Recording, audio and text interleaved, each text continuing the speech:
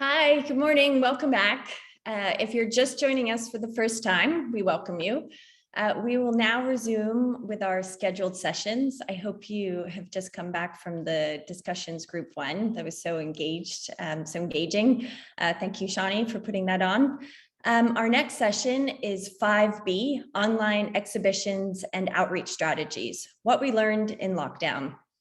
So joining us today is Amanda Coulson, Founding Director of Tern Gallery, Natalie Urquhart, Director of National Gallery of the Cayman Islands, Lisa Howie, Founder of the Atlantic World Arts Fair, Koren Martin, member of the MAC COVID Collecting Committee, Blake Fox, Education Officer at National Art Gallery of the Bahamas, and Romel, Searer, Education Assistant at National Art Gallery of the Bahamas. This session is going to be just slightly different from the other formats. We have been told that we have some extended time. So the format will be, as I said, a little different. We will, however, start with the pre-recorded presentation. Then there will be a live presenter discussion, followed by the live Q&A with our presenters. So we will now proceed with the pre-recorded presentations. I'm going to hand it over to the presenters. I'm so looking forward to this session. Over to you guys.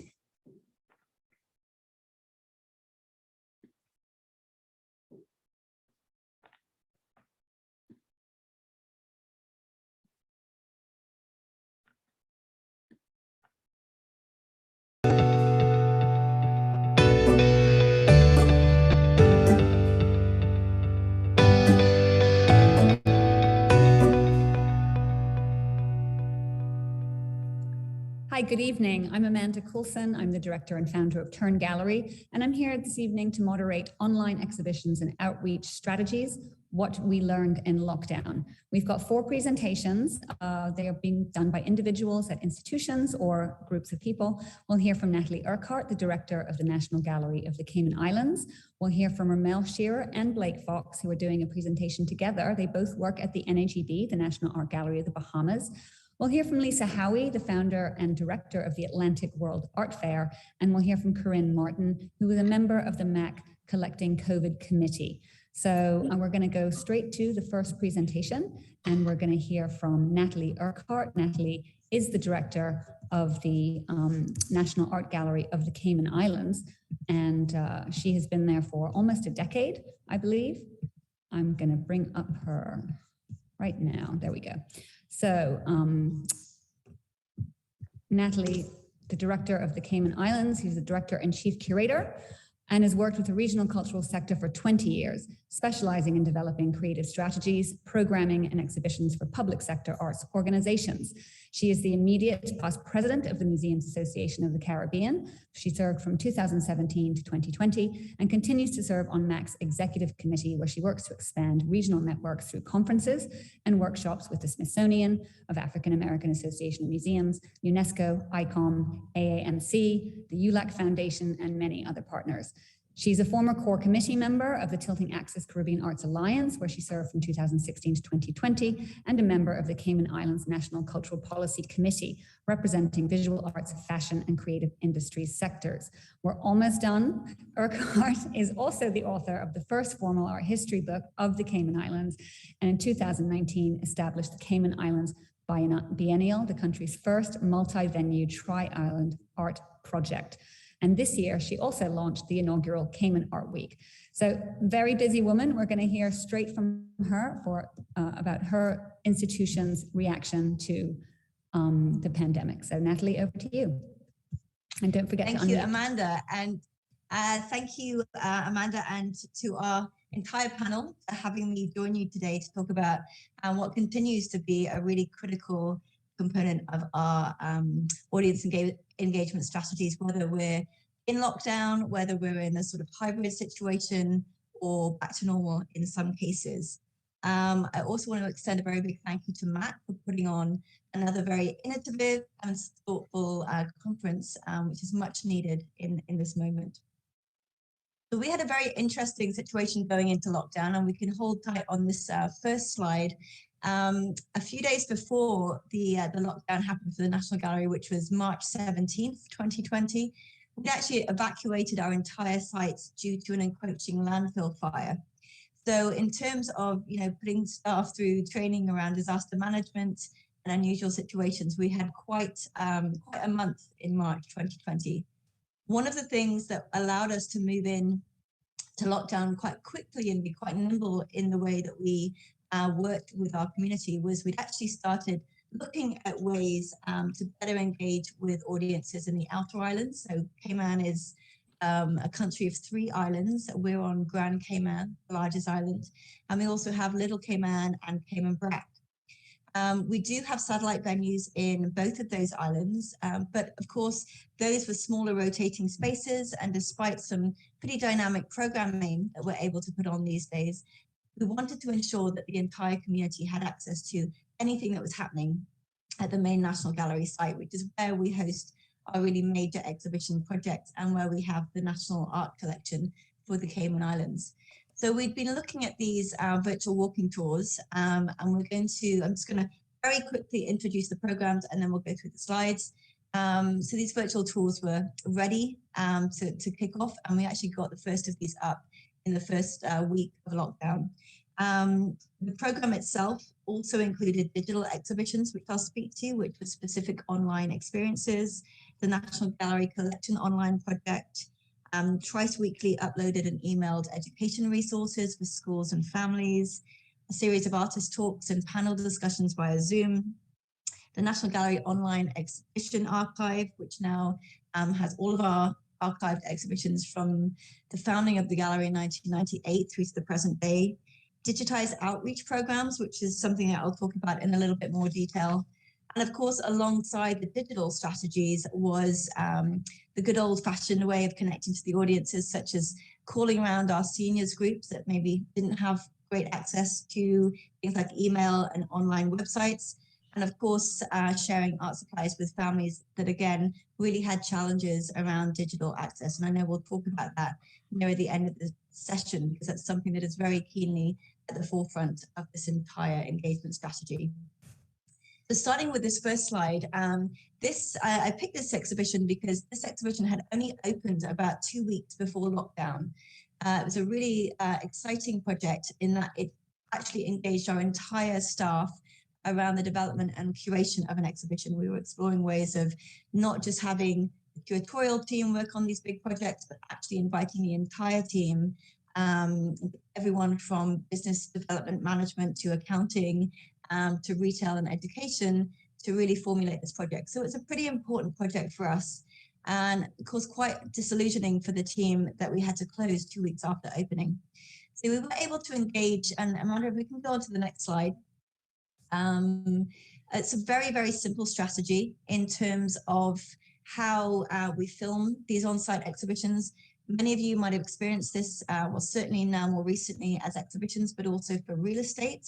And we've been experimenting with a real estate filming company prior to lockdown to see how we might film these for the outer islands and, of course, international audiences. So the idea is that you just press go, you get to wander around these spaces, and you can literally, obviously the screen will move with you as you move. It's a 360 tour, so you can look at the ceiling if you feel like it. You can really zoom into the artworks and navigate it entirely in your own way. And what I love about this approach is that it doesn't prescribe the way that you experience the walkthrough. You can actually move in and spend more time on an individual work. Again, from a accessibility standpoint, what the blue dots allow are pop-up screens for the labels. And Amanda, if we could go on to the next slide, we can see an example of that. Now, this looks quite small on screen, but if you double click it, it goes full screen. So again, in terms of accessing font sizes and in different ways for different persons, it is actually very flexible. One of the things we're doing now is actually exploring ways to take these kind of experiences to the next level by having color-coded dots for different age groups or for school resources. And again, I think what makes this type of platform particularly useful is that we can also present this via Zoom and actually take the audience. Say if I was sharing the screen right now, I could take you on a tour of this exhibition as a curator and be a tour guide. So this is something that we're currently doing with schools across Cayman, now that we are back into more of a sort of hybrid quasi-lockdown situation, and I'll speak to that at the end. So we now have about 10 of these experiences, and what we are now committing to is ensuring that we film these at the beginning of the exhibition's run, so that, again, people have access either online or on site. Next slide, please. This is the other way that we look to present exhibitions during lockdown. And of course, the virtual tours are great if we can get into the facility to film the on-site exhibitions. When we're in hard lockdown and potentially only getting access to check on our collections and exhibitions, 2 or 3 times a week, we had to look at ways of creating an entirely digital experience. We now know, all of us in the room today, that there are many different models through which to do this. But we were at the very start of lockdown. This exhibition was developed, I would say, in about April 2020. So we're using a pretty basic template through which to present the work. And it ran, as you can see, straight through summer for about 5 or 6 months. So this, if we could move on to the next slide, is very different in terms of it's not a walkthrough tour in any sense of the word. It's a very simple template. It showcases artwork by thumbnail with labels and technical information. And then the way that you navigate as a user is to click on any one of those thumbnails. You get a full screen pop-up on your laptop, depending on your screen size. And then you can navigate that through the navigation bars to the left or right. These digital exhibitions have really been quite profound for us, because they've been developed around a model of kind of community engagement. So rather than working with, a lot of the artists that are the professional artists in Cayman that we're used to working with, these are open calls that were sort of invited the entire community to contribute work. So we have 87 artists in this Art Under Lockdown exhibition. The youngest being 12 and the oldest being 87. And again, hobbyists, students, part-time painters, presenting alongside with professional painters or professional artists, I'm sorry. And I think that this, again, has really transformed the way that we've engaged with the audience, and has presented a lot of really positive opportunities for us as a museum in terms of being responsive and relevant in these very difficult moments. Next slide, please. Just putting this up there as well, because this was a great way of being able to showcase the work of our students, both during lockdown and subsequently. So again, we now use the website to do digital exhibitions in the same sort of format that I just described for our after school clubs. We work with about 100 students every week throughout the school year, and we're able now to showcase their work in a professional way online, and again, it stays there in the archive for perpetuity. Art Haven is another one of those, and that's our outreach program where we work with the incarcerated, people that are going through various forms of rehabilitation, using art as a therapeutic tool, which of course, as we know, in this last 18 months has become even more critical than ever. We can move on, and we're going to jump through the next couple, but I would like to briefly touch on these, because this was another really major development for us in lockdown. The National Collection, the art collection in Cayman, had a very limited resource archive in terms of a physical archive in our site and the National Archive. And a lot of the collection, of course, as with any museum, is constantly in storage on rotation. In lockdown, we were able to upload over 200 works, and now you can navigate those by theme, by artist. Amanda, next slide. And once you select a work in the sort of thumbnail database type setup, next slide, please, you get full information about the work, about the artist. There are actually live links if you were able to scroll down. We can't do that in this particular presentation, but that take you back to other exhibitions that artist might have collaborated in, etc. So again, it's the largest archive now of Caymanian art anywhere in the world, and something that we're constantly updating now that we're able to shift into more digital resources. Next slide, please. And this is just, again, another walking tour of the collection space in our upper gallery. Next slide. Very importantly, I think, and this is one of the takeaways for us, is how we then activated various programs around the exhibitions themselves. It was one thing to get the exhibitions up, but of course, if we weren't sharing this constantly and looking at different ways to engage in those virtual experiences, we might get someone going to the site once, but not being a repeat visitor. And of course, what we're trying to do with our digital program is to grow that repeat visitorship. So we did that through a very active blog, a series of artist talks, and each of the artists that film themselves in their own studios work with us on a stipend. So again, trying to support the community when it was in very, very difficult phases under lockdown. And of course, with panel discussions, Zoom talks, etc. And that really remains very much at the heart of our current hybrid program, is ensuring even if we're working with exhibitions back on site now, our program still is partly filmed digitally or it's filmed on site and can be uploaded. Next slide, please, Amanda. Again, teaching resources for all of those exhibitions were uploaded, and simple download, either Zoom, film footage, or a PDF that families could work through on their own. And if they needed art supplies to go with these, again, we were able to supply those. Next slide. And I think, the good old-fashioned Facebook and Instagram social media sites, we talked about this a lot on various panels during lockdown. A lot of people have access to this kind of online experience that might not be able to go to websites or might not have sort of streaming type capacities. So we were able to share collections, samples every single day. And this again drove traffic back to the online exhibitions that we were trying to promote throughout lockdown. Amanda, next slide, which I think is my last. And this is just an example of the hybrid. So we actually opened up in July 2020. By September, we were functioning in a very normal capacity with closed borders, so not even using health and safety type measures, and really have been hosting a lot of large functions with big audiences since that point. But we took the position to ensure that we continued the digital component. And I think this is one of the biggest challenges, but also one of the biggest plus points of the entire experience, because of course, my team were not digitally savvy before lockdown. We've all learned an enormous amount.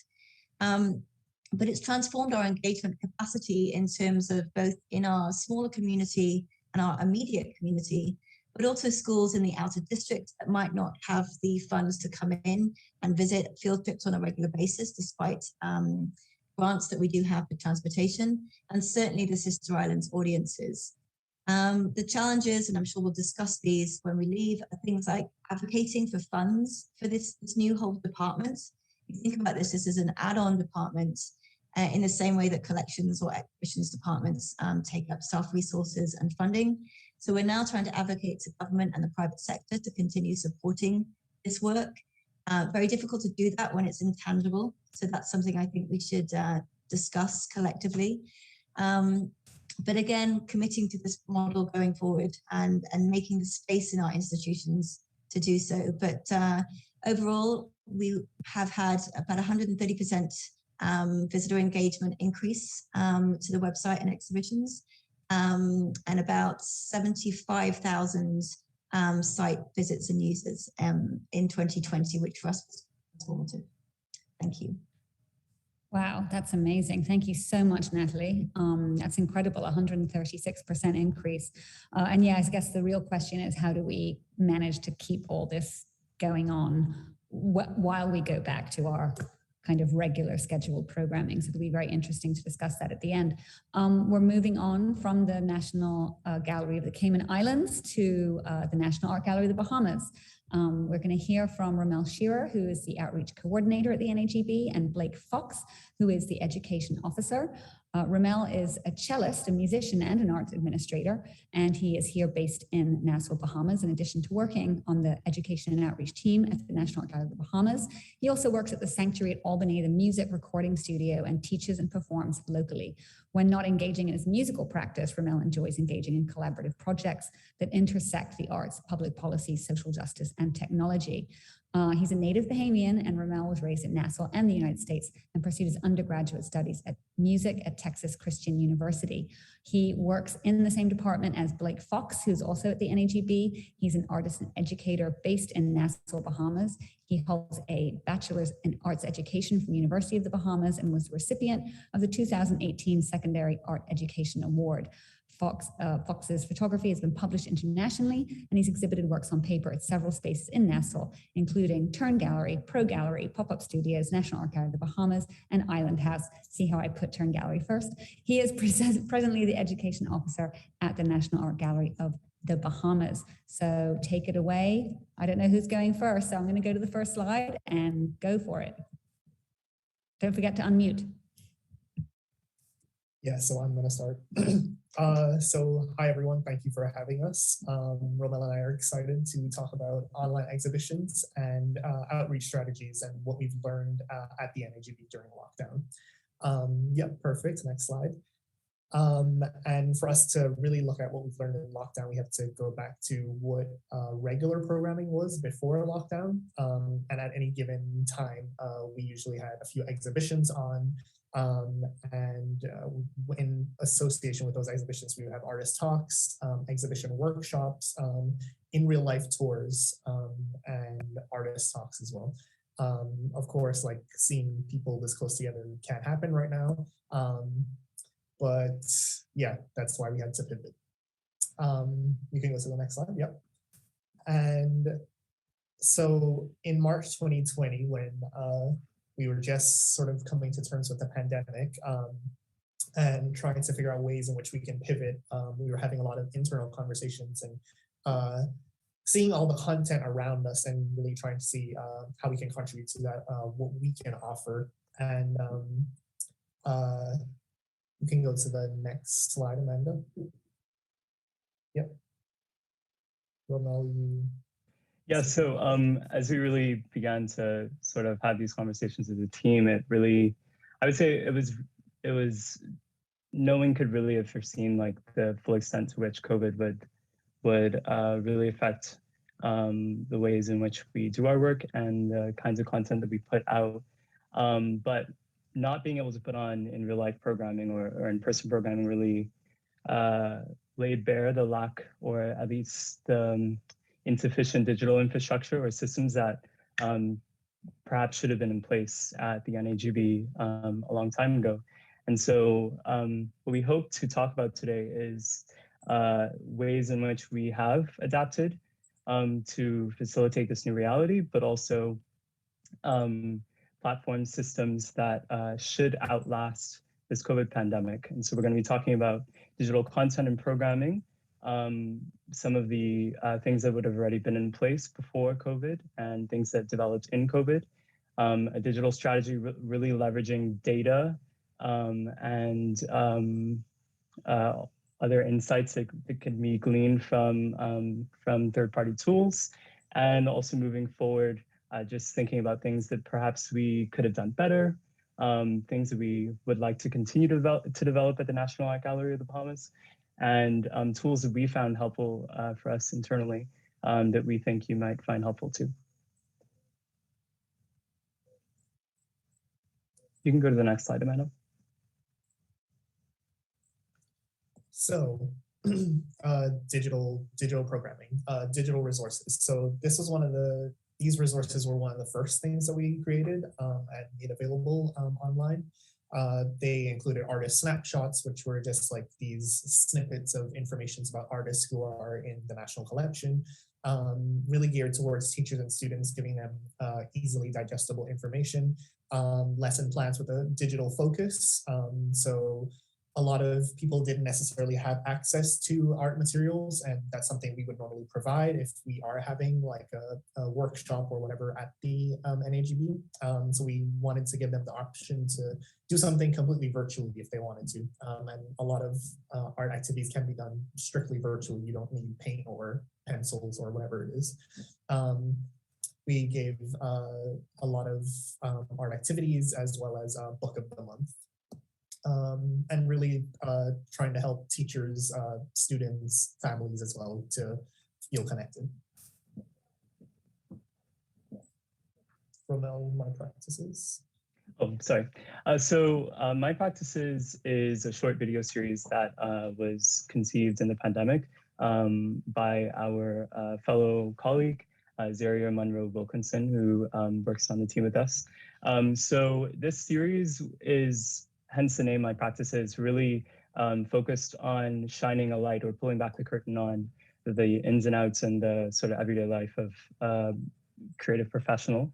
And so we wanted to sort of demystify a lot of the things that creatives may come in contact with in their careers and really make it accessible. And it really is reflected in the way that the videos themselves are formatted.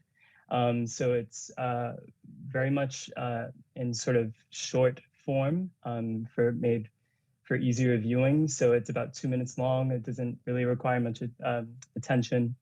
There's sort of short digestible takeaways. The video is segmented into individual sections, each section having a question that's posed to the artist. And it just feels accessible and welcoming. We really wanted to make it feel not at all pretentious, and encouraging creatives to really become active and delving in head on into their careers. So there's also a call to action that you would notice at the end of the video that just directly encourages artists to get involved and explore their passion. Next slide. So here we have just a few screenshots of or stills of some of the My Practices episodes that we've published to date. Next slide, please. And just some general statistics that we were able to pull from some of the data analytics platforms that we use to measure how our content is performing. So we have had 10 artists featured with My Practices, 10 episodes posted, just under 400 reactions, comments, and shares, and a little under 6,000 views on Facebook and Instagram. Next slide.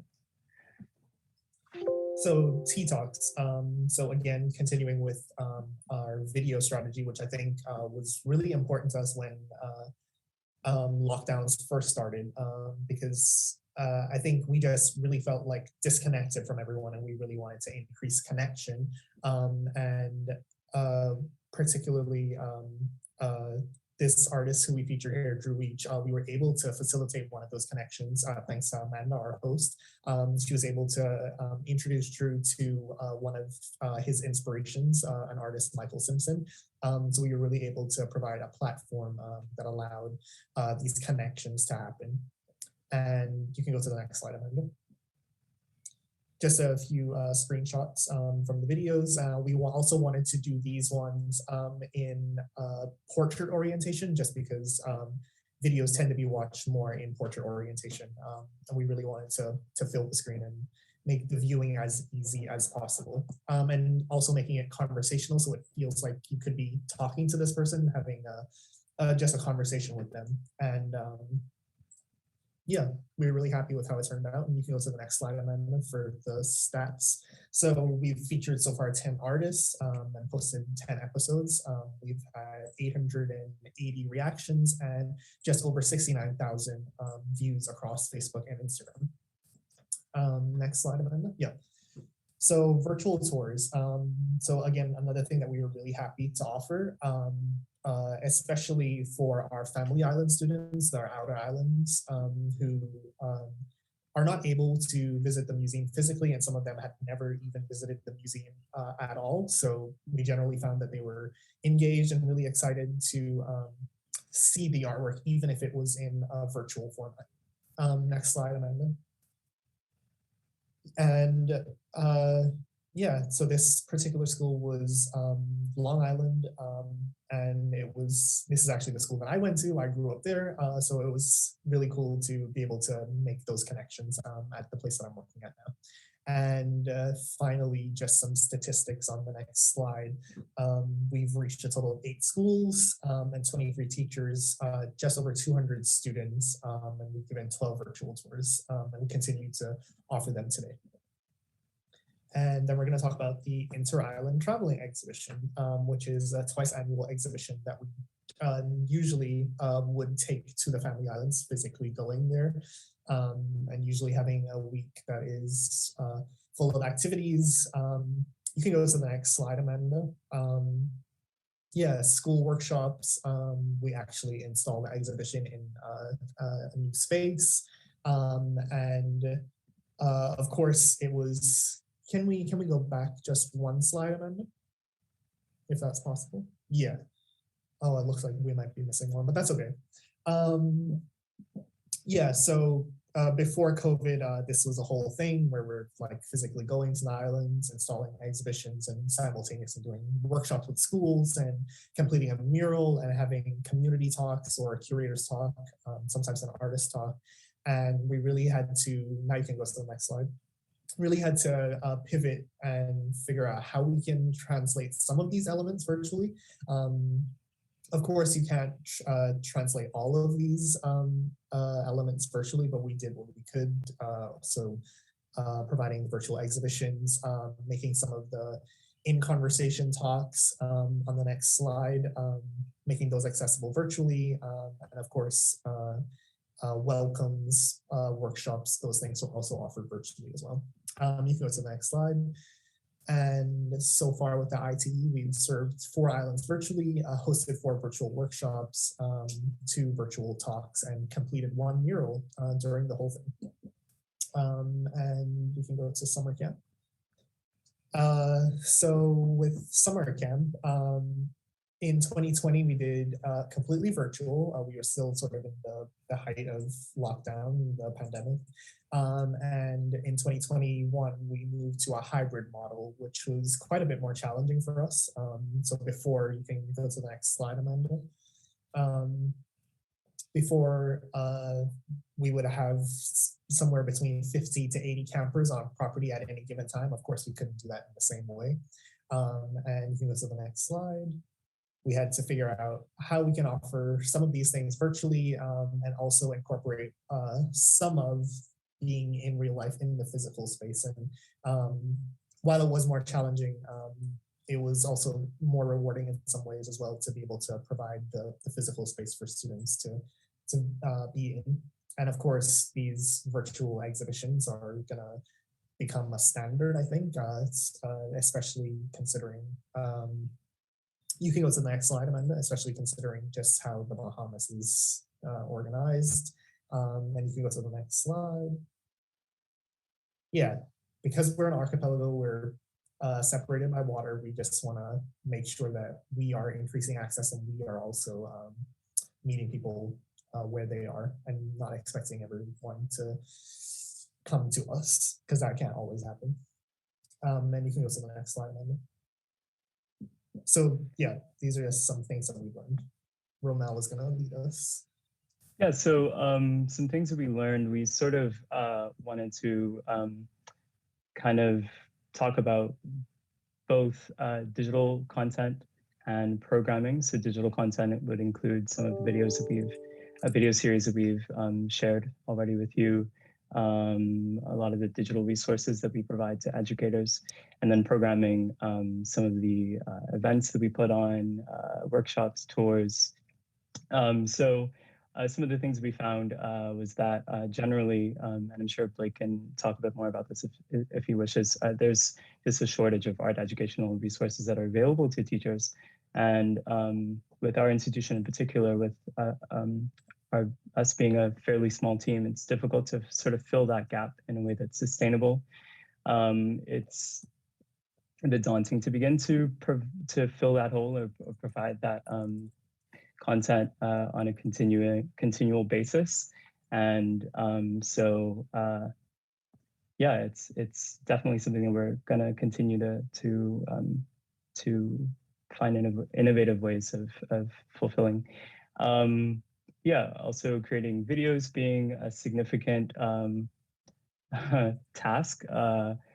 Content calendars frequently changing as we coordinate our programming with our comms and development team. For programming, we found that programming just can't all be rammed into a Zoom format, right? We really had to think of ways that can continue to work, but not just taking an event and putting it into the virtual realm through like a live conferencing platform like Zoom. You can go to the next slide. Maybe we should end with this matrix. That's pretty helpful. Sure. This action priority matrix, this is not something that we've conceived ourselves. This is something that you may have heard of. We found this to be really helpful when we sit to the table as an education outreach team and think of ways that, or which sorts of programs we should pursue and which we should maybe put on the shelf to investigate at a later time. So on the y-axis, we have impact, how impactful content or programming can be for our communities. And on the other axis, we have effort. And so if we find that there's a potentially high impact for a program or for content, but requires minimal effort, do it. The opposite end of that is if it doesn't require, if it doesn't have much of an impact, but it requires a ton of effort, obviously don't do it. If it is high impact, high effort, perhaps it's worth pursuing, but maybe not at this time. And then low impact, low effort, we'd say consider it. Always have it easily accessible or ready to whip out at times where you may have some programming gaps in your content calendar and you just need to fill. So yeah, it's impossible, especially with a small team, to really take on everything. You have to be really efficient about the way that you allocate resources and time. And so we found this matrix to be really helpful in that. Awesome, thank you. Unfortunately, you're out of time. Thank you. You're out of time. I'm sorry, but we're gonna quickly just whip through. So yeah, of course, look at your data. Yes, data is important. It can really help us inform how we change programs moving forward. You can go to the next slide, Amanda. And just like using social media analytics, like some of these tools are really helpful and allow you to see all results across multiple platforms. Next slide. You can go over those two. Go again. Next slide. Next slide. Some of these things are just going to be trial and error. Like, I think that's something that we just have to accept moving forward. We're not going to get everything right all the time, but some recommendations for us on the next slide. We just outlined some things that we've learned, some things that could be helpful for you, and then as well as some helpful tools on the next slide. Yeah, some really helpful tools. Slack, especially Matterport, ArtSteps, and Airtable have been really helpful in organizing things for us. And that is the end. So thank you for having us. Thank you so much. I'm so sorry that he ran out of time, but I'm just going to go back one more slide. So if people are watching, they can maybe screenshot it. Those are some great recommendations. Maybe there'll be some questions from the audience in our Q&A at the end, our live Q&A. So you could ask questions about what the team used and what they didn't use. I'm just going to be on this slide for a couple more seconds. You can screenshot that as well. And then we are going to go straight to meet. Oh, you're welcome. Thank you for being here. We're going to go to meet Lisa Howie. So Lisa, don't forget to unmute your mic. And she's going to tell us about her project, what she learned and what she did in lockdown. Lisa Howie has over 25 years of education and community engagement experience, following successful tenures as an educator of English literature, then director of education and programming, and also the executive director of the Bermuda National Gallery. She's now an independent curator, cultural entrepreneur, educator, and writer. In 2019, she launched Black Pony Gallery on the Artsy platform, featuring contemporary artists from Bermuda and the Atlantic world. And recently, and that's what she's here to talk about, she spearheaded the Atlantic World Art Fair. So that's a really fascinating project that she undertook in lockdown. Currently, Ms. Howie is the Director of Learning and Engagement at the National Museum of Bermuda, and she serves as a board director with the Centennial Bermuda Foundation. She holds a BA in English from McGill, a B.Ed in secondary education, and also one in philosophy and education. You've got a lot of degrees and several certificates from Harvard, Kennedy School and Columbia Business School. So over to you, Lisa. Oh, thank you very much, Amanda. Thank you for having me. And the reason why I put up those degrees was actually for anyone who's younger and they're emerging in their career in the museum sector, is to show that there are many pathways to wherever you may be setting your goals. So thank you, Mac, also for allowing me to speak, because I'm no longer representing the museum that I also work for. I'm speaking on an independent project. And so I value that Mac is accepting me. And also I hope that what I can offer is inspiring. So the Atlantic World Art Fair starts with this. It's the request of the world to enter this space and discover creative expressions that reflect our entwined histories, relations, and cultures informed by the peoples of Africa, Asia, the Americas, and Europe. I think that if I had had the previous slide on the matrix, I probably wouldn't have undertaken this project. I think one of the things that cultural entrepreneurs and entrepreneurs do in general is definitely identify a gap and perhaps not slow down so much to be reflecting on, do I actually have all the information? Have I had enough time to do my research? Once the gap is identified, I don't know about you, but for me as being a museum director as well as an educator, when I see that gap, it's very hard to let go of. And it was an obvious opportunity, particularly as Artsy was also looking for alternative fairs and alternative regions, because that's part of their claim to fame as well, is that they're basically exposing the global contemporary art world. So my journey to get here, as mentioned in the bio, is from the Bermuda National Gallery. For those of you all working in the museum space, you know that that's rather structured.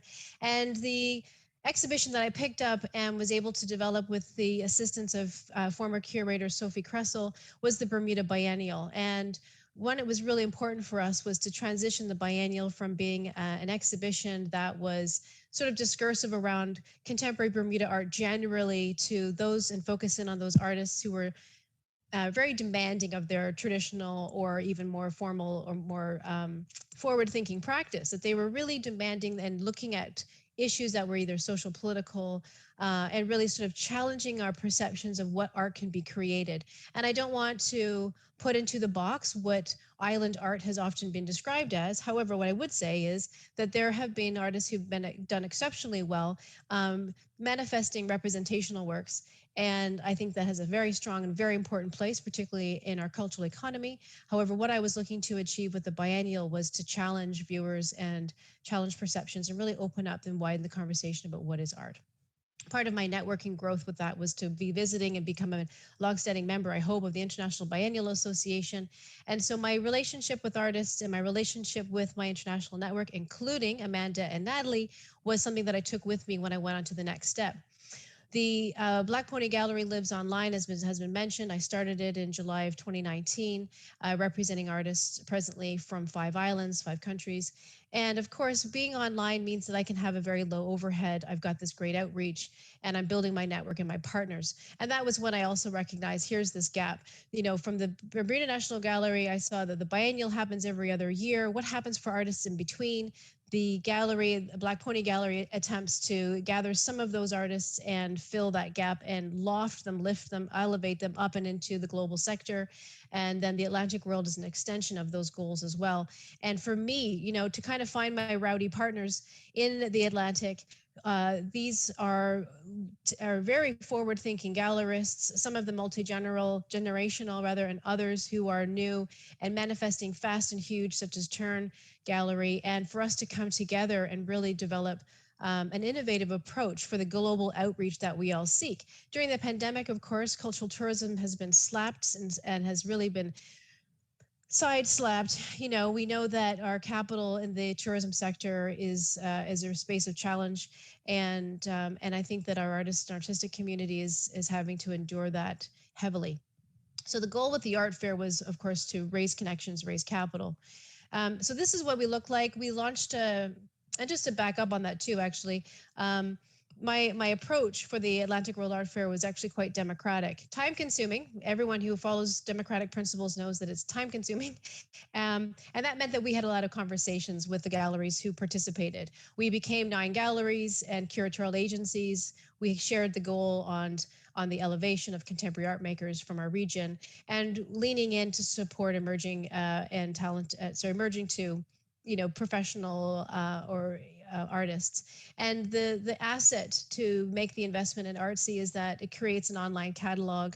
And along with that catalog of artwork and artists, we also created a program. There's the URL on the bottom left if you haven't seen it. And those are the dates we ran it. It was a long fair of 3 weeks. That's one of my learning experiences. Perhaps that was a little bit too long.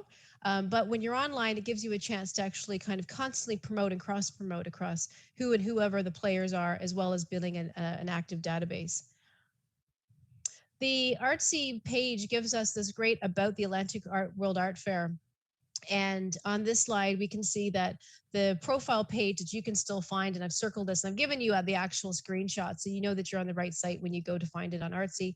And I circle that because, when we were discussing who we were, it was important for us to regionalize and name and make sure that the residencies or the home islands were mentioned. We really wanted to make sure that, that this fair is actually centering in on the Caribbean Atlantic region. And then we kind of are looking outward. Our lens is very, very, very specifically on us and who we are and our history. And I think that together we built a very solid frame from which I can continue to keep building. We can continue to keep building. On the next slide, you see a snap grab of the galleries. Searer Grass, led by Holly Bino and Natalie Davis. Tern Gallery, led by Amanda Coulson, Lauren Holowesco, Jody Minnis. Gallery Monin by Gail Monin. Frame Center Gallery, Charmaine and Dominique McIntosh. Olympia Gallery with Rosemary Thwaites, Jessica Jones. Ready Text Art Gallery, Monique Nushai, Suk Du Singh. Gallery Alma Blau, led by Lucette Verboom. And Susie Wong Presents by Suzanne Frederick, and Black Pony Gallery myself. 9 women gallerists. That's just how it worked out. When I decided to actually do this fair, I presented to Artsy in January. They made a commitment to follow the fair and support me in February. I started my outreach in March. Fair opened on June 1st. For all of you and all of us in the museum field, we know that's a ridiculous timeline to create, to be able to create an exhibition. And so you can imagine that this was a very swift project. A lot of us really being pushed actually to interesting levels as well, because the internet and the technical space and the technical savvy, for those of you who are out there who have that, that's fabulous. But as a group of gallerists and curatorial agencies, we weren't all necessarily at that same page, but I think we did an exceptional job of pulling it together, representing in the end. Right now, the catalog shows 228 artworks with 75 artists. There were more, and the reason why the entire catalog isn't there is because during the run of the fair, some of the artists and their works were on consignment.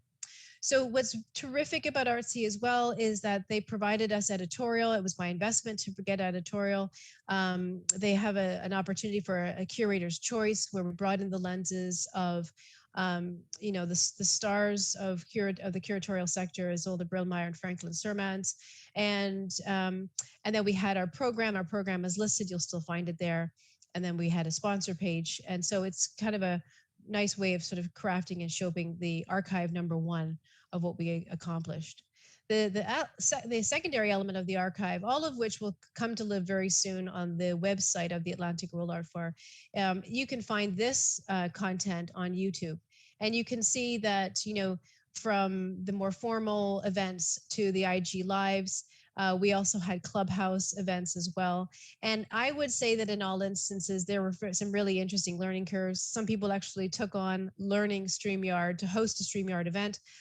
For example, I did an IG Live and I hadn't done one before, and it was excellent to be able to shift into that space. And I would encourage, for those who feel confident in it and the ability to learn while you're doing. I know that it's a little bit unsettling on occasion, but I think in this time and period, and perhaps just generally, I think I'm one of those people. I feel rather confident and probably extremely foolish, but I'm happy to go ahead and take risks while learning at the same time. And I'm really pleased with what we've resolved and how we accomplished. Things weren't perfect, of course. There's always going to be mistakes. One of the things that I think is so important when doing any project, and we can go to the next slide, is to find the weaknesses or to find the mistakes. I've done so many exhibitions where if only we had found out that X or Y or Z was going to be a problem at the very beginning. And so as soon as you can identify those problems, you can assert yourself over and above them. And we were able to identify problems quite quickly, build a team quickly, and all of that learning I ended up bringing forward to the next stage. We will be having a 2022 iteration. I can't provide details at the moment, but I do hope that I've inspired you to stay involved and stay followed and connect with us. You know, these are the key takeaways. This is the underlined in red are some of the big numbers of people we've connected to who are now following with us, you know, reaching 32 countries across 3 weeks when we know none of those countries are actively actually coming to our islands, you know, reaching over almost 5,000 unique visitors, or even, you know, as it says, 112 countries overall, 600,000 artsy collectors, 1.5 million followers. All of these are the reasons why I've chosen to make the investment with Artsy, and none of which would have been possible without the hard work of the gallerists I have identified. And of course, none of that accomplishable without the talent that I champion and we all champion from our region. So I think we've got a lot to be proud of. I love the versatility that we see in our presentation today. And I think that it's important that we celebrate our efforts and along the journey. And the next slide, I hope to capture that, is also to have a good time. I hope you're all having fun at the same time, because even though I know it's a lot of work, and my colleagues who worked with me on the Atlantic World Art Fair know that it was a lot of energy to output. The rewards are high and the rewards are growing. And to be quite honest, I don't quite know how far and why the rewards will go, but I'm going to hang on for the ride and see this project through for several years. And I hope to be able to report back. Ideally, hope to see you at the next Atlantic World Art Fair. Thank you for having me. Thank you so much, Lisa. Wow, 3 minutes to spare. That's great. So I really appreciate that. And yes, it was really a great collaborative effort. So I think that's also something that people can take away from this, is like, you know, work with your colleagues from around, you know, really people are open to collaborate much more than you would expect, in fact. First, finally, we had a great collaborative group, part of MAC. Again, we are here at the MAC conference talking about, you know, all kinds of things, but this panel, online exhibitions and outreach strategies. And MAC did, in fact, put together what was called the Collecting COVID Committee, which always sounded a little weird. But the idea was, of course, to document this time. So one of the panels that was put together was this panel is a presentation from Koren Martin, who was on the COVID Collecting Committee. She is a Philadelphia-based photographer and arts administrator, originally from Atlantic City, New Jersey. Her work is a mixture of candid portraiture and immersive street photography. She has a passion for highlighting the beauty and strength of the African diaspora. Her work has been featured in the MFON exhibition, Altar Prayer Ritual Offerings at Photoville, New York, Chrysler Museum exhibition, Come Together Right Now, The Art of Gathering, the Puffin Foundation exhibition, Election 2020, and Harlem Arts Alliance CUNY Black Studies exhibition, Black Women Seen It Before. Corinne is going to tell us all about what MAC was up to in online outreach strategies. So welcome, Corinne, and don't forget to turn on your mic. Thank you, Amanda. I hope everyone can hear me. And it's a pleasure to be able to speak with everyone at the MAC conference. This is my first time actually being a part of the MAC conference. I just wanted to say thank you for the opportunity. And so I'll be presenting about the MAC COVID Collecting Committee online art show. You'll see on this first slide the graphic that is connected to the exhibition, which highlights our exhibition title, Collecting Our Voices in the Caribbean and Diaspora. Next slide. And I'll just read the slide. It's pretty straightforward. In response to the pandemic, MAC formed a special COVID Collecting Committee, which attempted to document the impact of the pandemic on the arts community through two initiatives. First, collecting testimonials from museum professionals, and secondly, hosting the online exhibition entitled COVID, Collecting Our Voices in the Caribbean Diaspora. The online exhibition is still active and features work by artists from the English, French, Spanish, and Dutch-speaking Caribbean, with representation from 10 countries: the Bahamas, Cayman Islands, French Guiana, Guadeloupe, Guyana, Haiti, Jamaica, Martinique, Puerto Rico, and Suriname. The concept behind the show was to respond to the pandemic's impact on the creative sector, bringing together voices from across the region and illuminate through creative expression. how people in the Caribbean and its diaspora lived and moved through the crisis. The exhibition is actually currently still available. It was launched in March 2021, and it will conclude November 26, 2021. You can go to the next slide, please, Amanda. And so this slide just highlights some of my team members, which actually include two of my fellow panelists, moderator Amanda, as well as Natalie. And I also want to, if you could go back, I just wanted to mention the names of the Tasha Duget, myself, Rosie, who I love. Next slide, please. Amanda, Joanne Hippolyte, and and lastly, Natalie. And honorary members, which I cannot read their names. Oh, John Cox, who was lovely enough to create the graphic for our exhibition, and Romel Searer, who did the exhibition design, which I will go into the next slides. So kudos to the whole team. And so our COVID collecting committee, with the help of Romel Searer, researched several different exhibition tools. Several members of the team, brought in several different options, and we discussed them, pros and cons, and we landed on Art Steps. And it's a free online exhibition tool.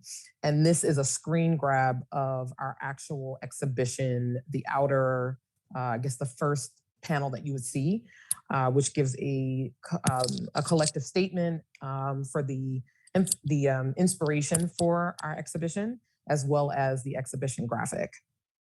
Next slide, please. And this actually shows you a screen grab of the different templates that you can utilize for an exhibition. I think that as museum professionals, one of the things that has challenged us is to think outside of the box, but also recognizing our capacity.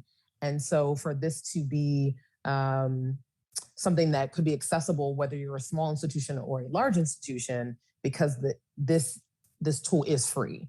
So I think that that's something that is important to note, that we are always mindful of our actual capacity and also what resources we have, and to be flexible with that. Next slide, please. And so this is just an aerial view of the template, and allows you to see the possibilities of navigation as a viewer, how you would orient the space and move through the virtual exhibition as if you were in an in-person gallery, as well as if you could go back one more slide. I just wanted to also note the possibilities of where the art can actually be hung. And we can go to the next slide. And so this is just another vantage point of our virtual exhibition. As you can see, we chose to be in a motif that reminds us of the Caribbean. Obviously, you see the trees, that there's nature. I think, having it reflective of actual in-person experiences is important, to make it as real as possible. When we think about the use of AR and VR in museum exhibitions, I think that points to some of that technology that is being utilized. So you can go to the next slide. Again, this is another vantage point of something you would experience in a virtual exhibition, but also, to me, is very reminiscent of an in-person exhibition. And we chose to utilize this space to do panels of the artists as well as the curators. And so under each artist name, under each artist picture, there was their name and also the country that they represented. You will also see there were pieces that were sculptures. And so we decided to use a 3D box that gives you all the vantage points of the piece of artwork. Next slide, please. And this is just another example of the panels that included the artists' pictures as well as their names and the country that they reside in. You can go to the next slide. And so now this is the vantage point where the viewer is, or the person who's coming to the exhibition is entering into the space. And you can actually see the orientation of the layout, which I have to say, working on a team, we worked methodically to make sure that the layout was approachable and really honored the artist's work. Next slide. It's a similar view. This next slide also, if you could go to, yeah, right there. Thank you, Amanda. This slide is a great example of work to make sure to give value to not just visual arts, but also within our open call, we actually accepted, we also were able to accept poems as well as video. And so this, on the right side, right wall, we see a poem that there was actually, the viewer can actually listen to the poem, and it's read in the artist's native language. And next to that is actually a video. So it was great to be able to, as a curator, as a team, receive multiple types of art, and also decide, what would complement each other in terms of the final layout. Next slide. This is an example of one of the artists in our exhibition. The piece is called Strong Elements. It was created in 2020 by Wilgo Vifhoffen. Its medium is acrylic on canvas, dimensions 100 by 150 centimeters. The painting by Wilgo Vifhoffen deals mainly with aspects of health in times of corona. The sun, fruit, and plants that serve as natural remedies are all factors that can play on the important role in the battle against COVID-19. And as is to be expected in the work of Wilgo Vifhoffen, a female figure holds the central position. And you can see that in the upper left corner, the female caricature looking outward towards the kind of yellow, almost like a sun, it looks like. Next slide, please. This next piece, Floating on Nostalgia, from an artist from Puerto Rico, Drowning in the Colony, was created in 2020 by C.K. Ledesma. Probably pronouncing that wrong, sorry about that. The medium, it's metal furniture and a pull floating device. Floating on Nostalgia, Drowning in the Colony is an assemblage piece created during the COVID pandemic. This piece juxtaposes classic Puerto Rican metal furniture with a retro pool floating device. As we immerse ourselves in grief, discomfort, and the unimaginable task of asking ourselves, what's next? This piece confronts the ephemeral ideas of comfort within the structure of durability. We look back to immerse ourselves in cherished memories while waiting for the unknown. We wait, we float on many things. I can't read the rest of it, but you can feel free to check out this piece in our online exhibition. Next slide, please. Some of the pros from our experience as the COVID committee were that the exhibition was relatively cheap. As I stated before, we did an open call. We had various art forms, different mediums that were submitted, and we used Art Steps, which is a free online exhibition tool. It's also relatively easy to access. We have directions of how to navigate the exhibition on the MAC website. As I've just stated, fairly easy to navigate. Lastly, there's space for lots of biographical information. So as you hover over each artwork, you will get a description of the piece. So it does allow for wrapping text. Some of the cons of the exhibition process, customization at a cost. So like with some online tools, there'll be a basic free level, and then either a pro or advanced will be at a cost. And I think that that's something to keep in mind depending on the size of your institution and what funds you have available. Next con is loss of texture. It's not so good for textile. So we had some pieces that were, again, use of different materials. And so you won't get that a 2 or 3D experience as if you were in person. There were bandwidth issues for video as well. And so that's just something to keep in mind as an institution looking at using virtual exhibition tools. The next, problematic for sculpture and installation. So one of the things that I definitely would like to note is that in one of the slides, it actually shows a piece that was a sculpture. And when we were brainstorming of how to present it, we ended up coming up with this kind of, it looked like a block. And we basically took 3 or 4 pictures, and each one represents a different side of the exhibition. Lastly, the need for a 3D camera to really show sculpture. And this, again, speaks to the size of your institution and what resources that you have. 3D cameras are not cheap. So I think that you know, recognizing your capacity or recognizing what resources you have is really vital. And something to keep in mind when we're looking at how corporate sponsorship or partners partnering with other institutions who may have that type of equipment could be very helpful. The most successful part of the exhibition was actually the curator and artist talks brought together under the title Collecting Our Voices in Dialogue. These really brought together the communities together and allowed for moments of connection. And I think for me, also being able to see after, you know, so all of us working together over months, being able to actually interact with the artists and hear more about their works and their backgrounds was really a highlight for me.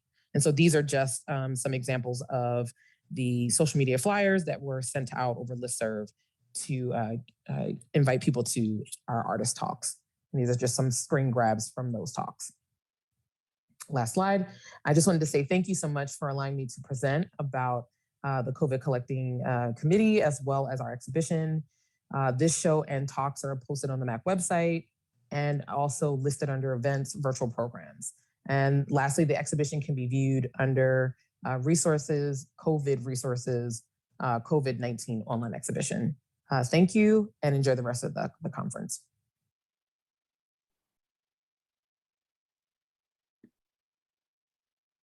Unmute. So thank you, Koren. And yeah, I was on that panel. Natalie was a part of that panel. People dropped in and out. And I think also something worth mentioning is that the actual weekly meetings we had during the lockdown to make that happen were for us like a very important moment too. So I think that's something that I, for one, learned through lockdown, was to have a small cohort that you check in with every week. And our weekly meetings really were something we all looked forward to, and I think kept us going through the pandemic. So I hope that the listeners have enjoyed so far. I want to thank all of the speakers today. Natalie Urquhart from the National Gallery of the Cayman Islands, Blake Fox and Romel Searer from the National Art Gallery of the Bahamas, Lisa Howie from the Atlantic World Art Fair, and of course, Koren Martin, who was on the MAC COVID Collecting Committee. Thank you so much. Thank you to the audience, and please stay tuned while we go to our live Q&A. So I hope you got a lot of questions to come in because we're here to answer them.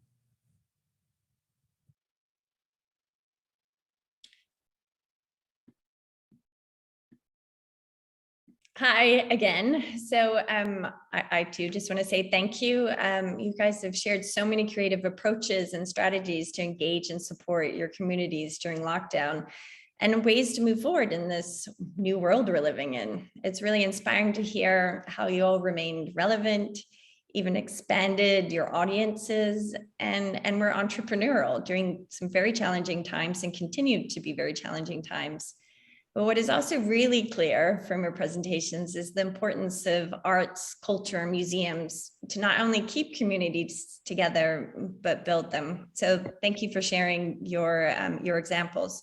Now, I know the recorded videos say we're going to do Q&A, but we thought it would be cool to have a short discussion between the presenters, a live presentation. So Amanda, I think I'm going to hand it over to you to moderate a live discussion with the panelists, and then we'll move on to our Q&A. So sure. Over to you, Amanda. Sure, great. And it's good to be here. Even though now, as you can probably tell, I'm somewhere a lot colder, which is why I'm like wearing all these sweaters, and I miss home, but it's good to see everybody again. And thank you everyone for tuning in. We had a lot of people listening, and it was just great to hear all of your input. So I know some of you were having like a lively discussion before we even started this. why don't you just turn on your mics and go for it? I mean, I think, what about, tell me what your first, group photo at the end, definitely. First, like what was the biggest learning experience for each of you would be my question, really. What was the steepest part of your learning curve? I'm gonna go to Blake for that. Because you saw my face like, ooh, how do I answer that? Yeah. Good question. I think the steepest learning curve for me, being in the education department, was really trying to adapt things that you would do in person, how you would do those digitally, how you do those virtually, because some things just don't translate the same. So you really have to rethink a lot of things and do things like totally differently. You can't just, like we talked about this a little bit in our presentation, sometimes you can't just transfer a program that you've done in person and just put it on Zoom. So I think that was the biggest challenge for me, is like trying to figure out how to pivot to digital learning. So yeah, I mean, that was a challenge for me. Like, even being an educator, that wasn't really a part of my training. So that was something I had to, do my own research and reading on. Yeah, no, I think for a lot of us, so often our metrics are about like how many people come in the door. And I was also listening in on the museum's definition this morning. And I think that's kind of this old fashioned way of thinking about the museum or the gallery, is that how many people are physically coming in, because the idea of the museum being just a space in general. And I think specifically for an archipelago, I can never say that word, for an archipelago, like the Bahamas, but I know Cayman Islands also has more than one island. The idea of the museum, it's not just the building, it's this kind of mental idea. And I suppose that's what we're all learning, is how to reach beyond and how to think about reaching, not just by bringing people in, but by going out. There was a question, a very specific question for Lisa, which I'm going to bring up if I can find it. Okay, so just give me a second. I'm going to go back up. Thanks for your response. You'd mentioned, so Lisa, you mentioned in your learnings, and now looking back at things you'd wished you'd known or expected would have done differently. I was wondering what you think that would have been, or if anyone embarking on a similar project, what questions should they ask? Thank you. Yeah, I think it's about, Vishnu, thank you for the question. I think it's really around looking at your resources, and, you might have a vision for what you might want to accomplish. But if I'd had a perhaps more earnest look at what resources I had available, and I mean human resources, that to really step in and really be more conscious of the fact that one can't do as much as you think. I mean, you do have a life, and so I essentially just took on a little bit more than I should have, and I felt it. Like, it really took me a while to get my energy back and be able to physically recuperate from the investment I put into the fair. So I guess that would be it. The tricky thing is that when you make a decision sometimes, and you just have to sprint to it and just go for it. But yeah, I think I should have had a bit more people around me to help out, and a bit more kind of cash in my reservoir to function that. Yeah. And definitely, I think something that it's a bit like, I remember when video art started being a thing, and we were all like, oh, great, just plug it in. It's going to be so easy. And in fact, any exhibition maker knows that video art is always where there's the problem. And I think it's a bit the same with online, as we have this idea of like, oh, we're just going to make this online show, and it's going to be, and I think Koren can speak to the fact, and Natalie, all of you that have done online work, that it's much more time consuming than you initially think. So I think budgeting for time is really important. I have to give Romel the shout out for doing a lot of the work for the COVID collecting show for MAC, because he installed all of the art in that virtual space. So if anyone has specific questions about that, Romel would be a really good person to answer. And of course, one of the things that we found that Koren mentioned was, I think we did come up with a really creative solution for how to show the sculpture by doing that kind of block. But obviously a 3D camera would be a great thing to have. I'm sure, Natalie, you probably had to have that equipment for doing your shows. I know at NAGB, when I was still there, what we did was we created a partnership with a real estate company. Yes. Because actually, so looking for partners. That's what we did. Yeah, partners is critical. I think Natalie, I'm sure you'll agree, like that's part of also what is sustainable about this time is that if you weren't already looking within as an institution to see, what is our actual capacity? How can we look at sharing resources? And technological partners was a huge part of in my former role as an arts administrator in a performing arts organization. We ended up having to partner. We commissioned a work, but then we ended up having a technological partner that had a 3D camera, because when we priced it out, you realize I can't do everything, right? And so I think that that's a gift that this time has shown us, is that there is strength in numbers. I would say one of the things that I learned was a respect for the curatorial process. Coming from the performing arts, it's curating in a different way. And because we had different types of art forms, video as well as poetry, it allowed me to expand my knowledge base, and also coming in from a newfound connection to the Caribbean. What is the Caribbean diaspora? I found out during the pandemic that I actually have a lineage in Jamaica. And so I think that that was a really exciting discovery during our time of meeting with each other, that allowed me to think in terms of the Caribbean diaspora and the multiplicity of identities in a different way. And so I'm really appreciative of that found knowledge, but also what it brought to our exhibition. So yeah, thanks a lot for that, Koren. So Natalie, you said you had a real estate partner like NAGB. How are you going? I think one of the key questions here for all of us is, and actually for Lisa, but backwards, is that during the pandemic, we did one thing, which was go online, but we have to go back to live as well now that things are beginning to open again. So how are we going to sustain this level of like digital content once the doors open?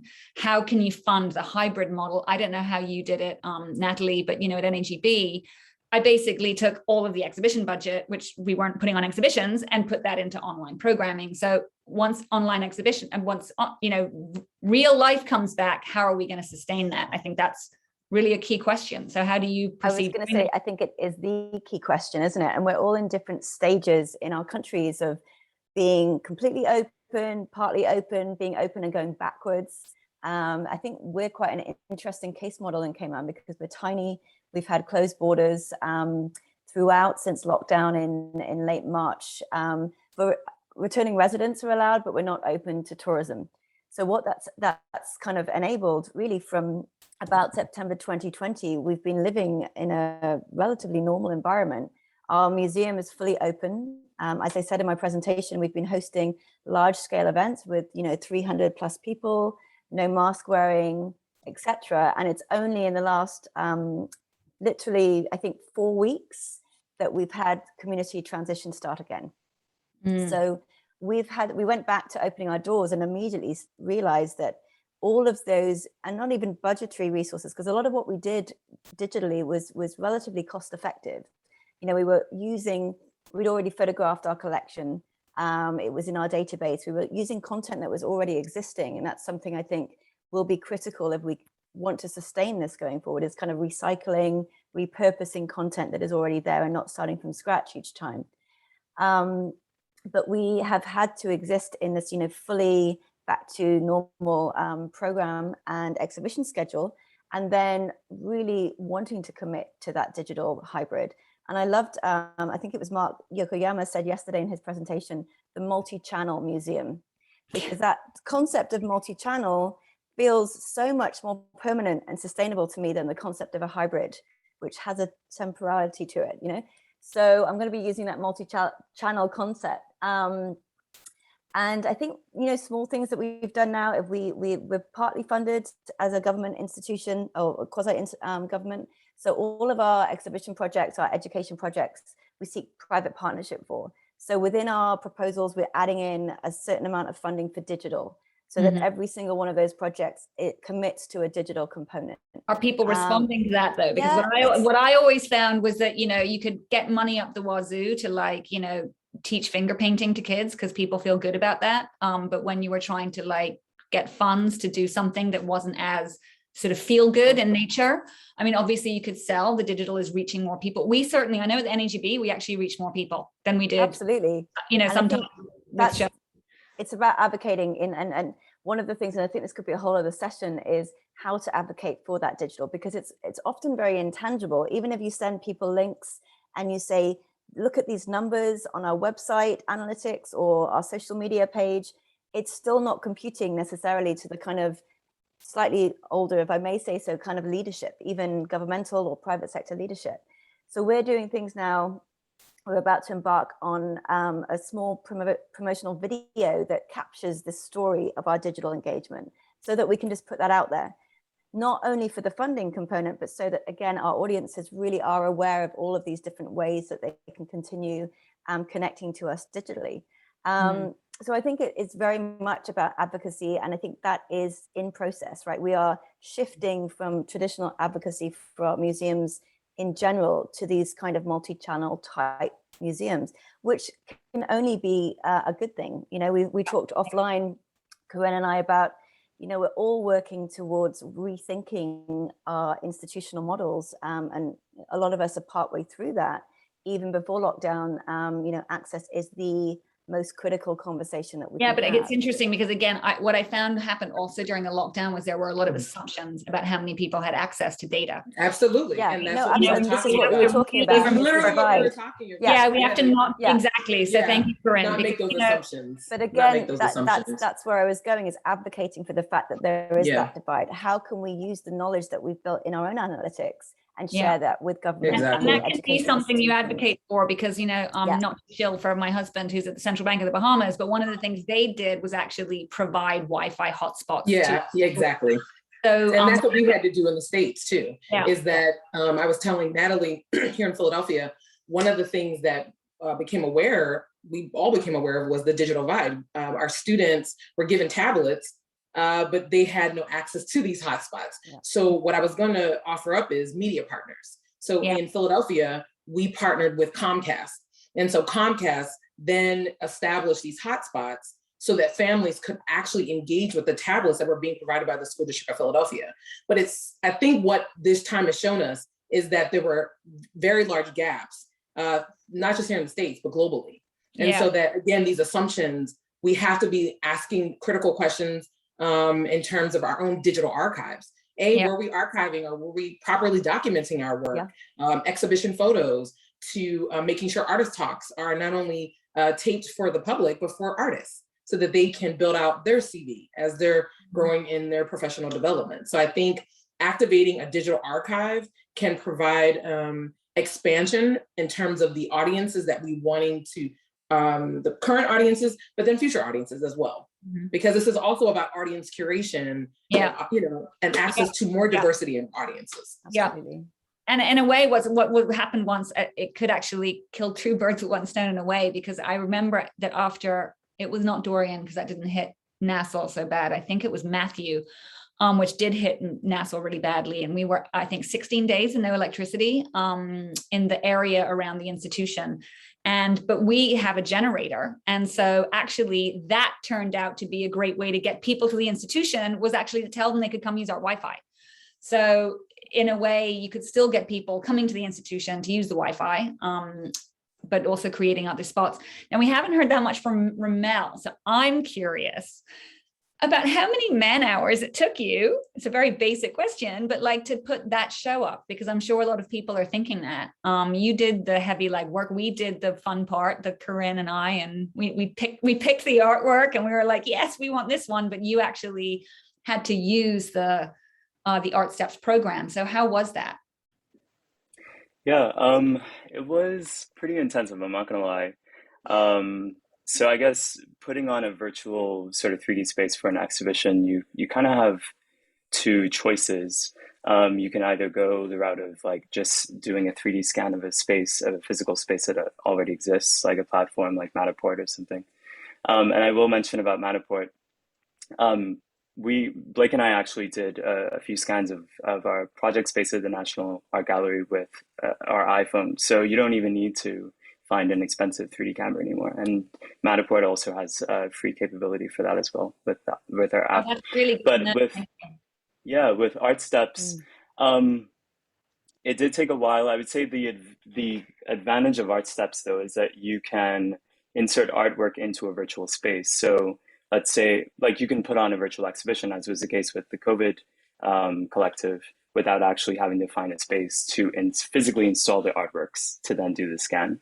So you can do 3D shows or virtual shows that are completely collaborative, that are across many different countries, because, you know, artworks don't have to be shipped, etc. But that does mean that it does take time to design the 3D virtual space. It was also a lot of admin work too, like saving people's high-res photos and making sure that it was all sort of linked together, and then uploading those files into the space. So yeah, overall, it did take a while. I don't know if you want like an exact number of hours. Oh, okay, I was just curious. Yeah, but and a lot of patience, I would imagine. Yeah, a lot of patience. Art Steps isn't it's not a perfect platform. There are some bugs that you kind of have to work around, but overall it's free, and it's really great. Yeah, one person in the chat did say they were using another one that didn't allow for video content and like spoken word, because I don't know if I can't remember if it was mentioned, but the poetry wasn't just on the wall. You could click on the poetry and then you actually had the person's voice. Yes. So that was really cool. Right. Yeah. And there is a discussion going on in the chat about what we were just talking about, which is about this idea of the digital divide. And I think as museums, we only have 5 minutes left, by the way. I think as museums, and even as an art fair, like we're all having those conversations about how do we make it as democratic as possible. I think most of us are aware that the digital divide is very real, and that it's not a save-all solution.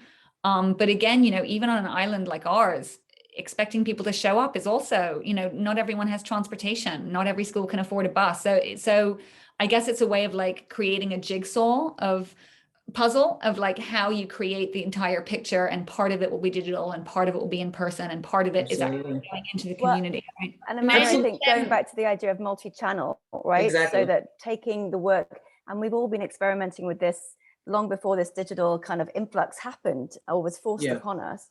Yeah. And I think that's the key thing that maybe we're not sharing because we're talking about digital today, is what else did you do in lockdown to address that? And how can you continue to improve on that? What partnerships? We partnered with a food charity that was delivering food every day to give art packs out, because we didn't have the capacity to drive out and give those art packs out. So small, but we were trying to be nimble. And I think one of my takeaways is, what was incredible is that we were given this almost moment to just experiment, right? And no one was really judging you as institutions or individuals if you didn't quite get it right, but you're trying new things and being innovative. Yeah, Lisa touched on that, sort of learning by doing. Learning by in action. I really love that. Hey guys, can I interrupt, because you only have a few minutes, and I think it's good still to have at least one question from the audience. And actually, this question kind of Thank you, MC. it builds on it's from Shireen James Williamson, and she got knocked off, but she was talking about this hybrid, and you've been discussing this in your group discussion. But while you're talking about funding and collaborations and working together, she's asked, have you considered or done these sort of hybrid events for fundraising and around this? Have any of you done that, and can you expand? So yes, I don't know if anyone else wants to talk. Anyone else? So yes, not at NAGB, but for another foundation that I'm on the board of in the Bahamas. Certainly, we've experimented with hybrid events, and that was something I wanted to ask Lisa, but there's never enough time. It's like Lisa's got this problem, which is she started with an online event, but she actually wants to take it in person. So it's like, how do you? I think this is the key crux. Is like, how do you do both? For the online fundraiser I was involved in, people got a picnic basket. And then there was like online events happening, like performances, but everybody kind of got a picnic basket with their gourmet dinner and their like fancy slippers or something. Like funny thing, everybody was at home in their PJs, but in their kind of glamorous PJs. And that was quite successful. And so it was, and then there was a small in-person part too, where people could see artwork in person and then bid for it online. And that was not unsuccessful, I have to say. So I think, and I think, from having done galas in the past, a lot of people don't want to go to the gala. They just want to actually send you the money. So I think there is a way to move forward to use this as an excuse to be like, listen, you can pay the money and buy a table, but don't come. And We people, did that absolutely. earlier this year. Absolutely. Yeah, and that was And- successful because people, it's a tired model and it takes away so many resources does. from your immediate. yeah, and people pay for that events hair are and their expensive. dress, and they'd rather Yeah. put that money into the institution. Yeah. And event budgets are expensive for institutions to produce. And so we in the position the institution I was at previously, we had an online auction. We had in person with entertainment. Obviously, this was performing arts, but we saw a great success in that online auction. Mhm. Right. And also commemorative posters that were given to everyone that participated, whether it was at the corporate level or the individual donor. And so I think hybrid models absolutely, as we look at our events in person, necessarily the best way for us to spend our money, it can give you more options. Yeah, And yeah. still be really successful. So I'd just like to jump in before you finish, Amanda, and just leave the audience with a sort of question, because going back to this idea of capacity, I think we're all committed to this digital realm as being this multi-channel for our institutions, certainly going forward. But that's going to mean retraining our teams, really investing in tech, maybe staff rather than just outsourcing. We've tried to do it ourselves and it's not sustainable. So that's something to think about when we're even supporting staff development, is making sure that the sort of digital production side of things now really becomes central to that training as well. Yeah, yeah, it's a good place to end. So thank you. I think we have like 30 seconds left. So I just want to thank you all for taking your time and being with me on the day of the taping and today, and thank the audience for being here so much, and to Mac for hosting us. Great, thank you guys. I feel like we could talk about this topic for another hour and share more on what we've been doing to keep funds coming into the museums, and so maybe that's the next topic for a next. Absolutely, and again, don't forget the networking on the feed loop platform. You can reach out to any one of us through that chat group. You can continue networking with us if you want to ask Romel for his expertise, or Lisa or me or anyone. So do use that on the feed loop platform so we can all stay in touch. And please stay tuned for our second group discussion of the day, called Living with and Surviving the Pandemic, facilitated by Namiko Miller. And that starts at 1:30. Eastern. Oh, sorry. What time are we? I'm in Bermuda time. It's 1:47 here, but I think it's only 12:47 for you guys. So that starts at 1:30 p.m. Eastern time. And again, in the feed loop, if you go to the left-hand side, you can see what's coming in the next session. Scroll down. And if you have any technical issues, please, there's an icon for chat, the chat icon on the lower left side, and you can get some guidance from our tech support. So see you guys at the discussion group, and thank you for joining us, and see you later. Take care. See you later. Bye. Thanks, everyone. Bye. Just Bye. making sure everyone Thanks, saw everyone.